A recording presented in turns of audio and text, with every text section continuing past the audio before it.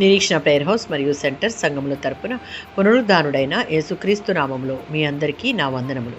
ఈరోజు దేవుని వాగ్దానం మలకి గ్రంథము 4వ అధ్యాయం 2వ వచనం. అతని రెక్కలు ఆరోగ్యమును కలుగజేయును. ఇశ్రాయేలీయులు బబులోనులో బంధించబడి తిరిగి వచ్చి యెరూషలేములో నివసిస్తున్నారు.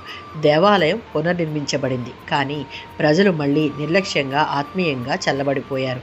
దేవుని ఆజ్ఞలను ఉల్లంఘించారు. ఆ కారణాన దేవుని తీర్పు దినం గురించి దేవుడు దుర్మార్గులపై తీర్పును తీరుస్తాడు.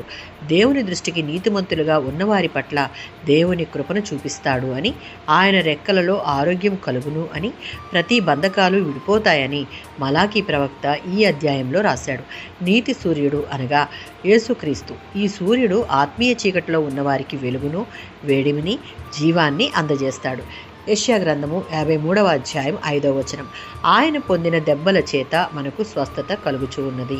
1 పేతురు పత్రిక 2వ అధ్యాయం 24లో ఉన్నట్లు క్రీస్తు శరీరములో పొందిన గాయాలు మన పాపములకు విడుదలనిచ్చాయి.